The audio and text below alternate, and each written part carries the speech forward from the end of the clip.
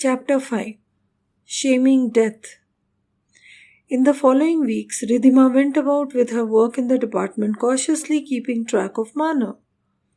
She tried to be in his vicinity as much as possible, assisting him, getting things organized around him, and making sure to be in the team with him in his ward and ICU rounds. Being in Manav's audience was a treat. Whatever the topic of conversation or discussion, he was well learned in each and every field, yet always affable and down to earth. She didn't even make any effort to be discreet in her endeavors, throwing caution to the wind. On the contrary, she hinted and expected others in the department to help her. For instance, she had the nursing staff keep her updated as to his movements in and even out of the hospital.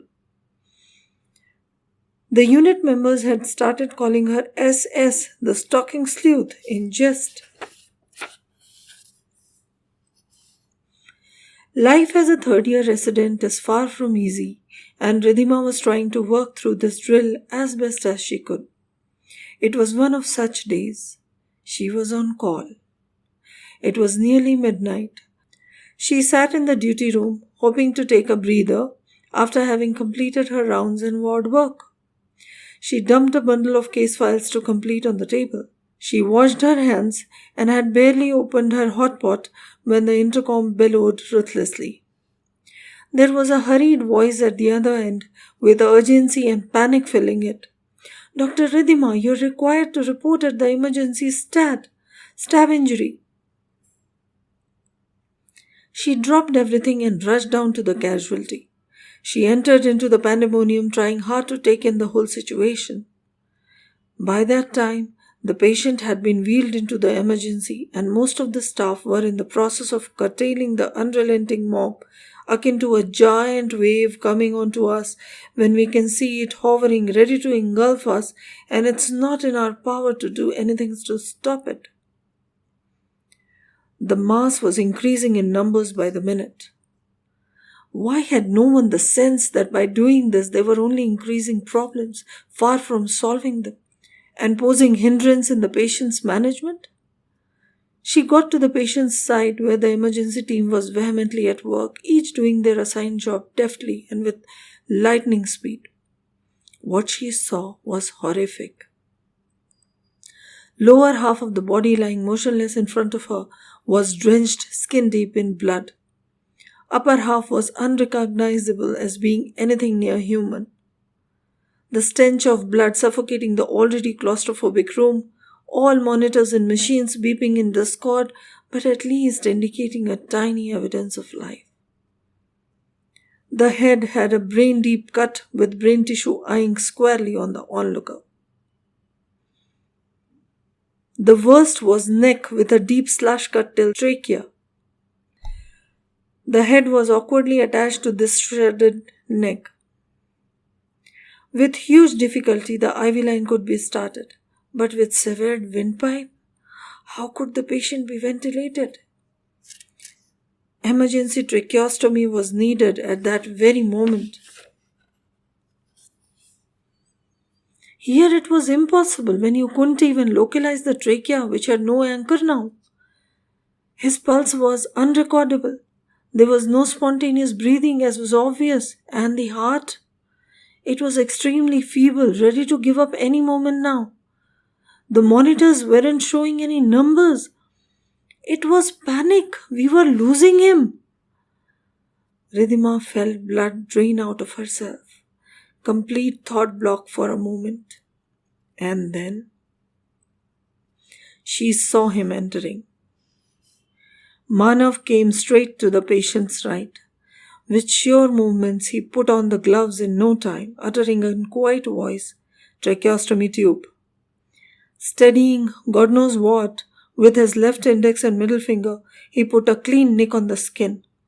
Taking the TT tube from the tray in the nurse's hand, with guarded and guided force, he placed the TT tube securely inside the trachea. "Fix it and connect the venti," he instructed. The chest started heaving periodically. Monitors started showing steadily increasing numbers in pulse and oxygen saturation. ECG leads were in place. Tracings were as satisfactory as could be possible in such a hopeless situation. The patient groaned. His limb muscles gained tone. He would live. Patient Yajuvendra Singh Thakur, 24-year male, with alleged history of assault by sword due to personal enmity in group violence, sustaining grievous life-threatening near-fatal injuries, would live. The team took over, while Manav, after one focused glance at the patient, strode out towards the entrance that was now about to explode with unruly mob, shouting all kinds of abuses and threats of breaking down and assaulting the staff, etc. He stood there with crossed arms, staring point blank at them. All movement and eventually voices died down as they all looked at him, having expressions displaying varying degrees of anxiety and aggression in each one's face. His eyes had scrutinized the crowd by then and closed down to one person who appeared to be responsible and consequential. He said to that one man directly, "What's your name, young man?" He said, "Rajendra." Manav said authoritatively, "Rajendra, I want to speak to the first relatives of our patient here, his father or brother." The man who had called himself Rajendra brought out 5-6 men from the group and moved towards Manav, who was still patiently standing. They came near and Rajendra introduced them, pointing towards each. "This is the father, uncle, friend, and I am his brother. How is Yajuvendra, doctor?" Manav placed his hand on Rajendra's shoulder and said, "Come with me." He took them along into the emergency near the patient. He let them have a close look at the scene. He said, "The circulation and respiration have been secured." The father uttered in broken voice, "Doctor Sahab." Manav said empathetically, "Come." He walked them to the doctor's cabin adjacent to the ER. Once they all were settled, he started. "As you can realize, the situation is very critical. Whether the boy will live, we do not know. The circulation has been maintained and respiration has been reasonably restored.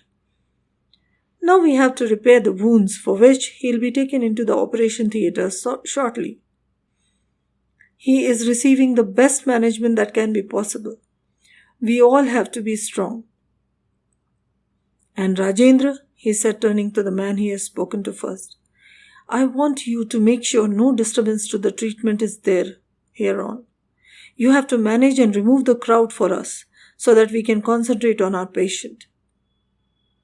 They all went quietly, and within no time the mob had dispersed. "Is he a magician or a miracle worker?" Ridhima wondered. They were sitting in the ICU in a while. The wounds had been repaired and vitals settled. Manav was going through the files. Ridhima and Yuvan were in the process of completing the remaining work. Ridhima nudged Yuvan. He asked hesitantly, "We were scared the crowd would become violent. We were even contemplating calling the police. How did you manage so perfectly, sir?" Manav looked up at both of them and said in a relaxed tone, "Yuvan, they are ordinary human beings and not criminals. They are under severe stress. They have a family member on the verge of death and they have absolutely no idea what to do. They look up to the one person who can help them, and that is you, the doctor. If you appear unsure or rude or accusing, they feel cheated. And this converts into disgust and aggression, which get translated into violence." Yuvan said, contemplating. Ridhima had other things churning in her mind. It had been months now. However hard she tried to shrug these feelings, she could not. She had first thought it was infatuation. She was an intelligent girl. Then she decided it was love. But now it had become a crazy obsession. It was getting morbid. She couldn't endure it now. Every day was a pain that she couldn't survive without either. Her mind, her thoughts, her senses were completely overpowered by only one thing: Dr. Manav Pandit. She was smart and strong enough not to let all this affect her work efficiency. Being a mushy, forlorn lover, crying in solitude, was nowhere in her system. But she couldn't carry on like this either. If she didn't talk to him now, her head would explode.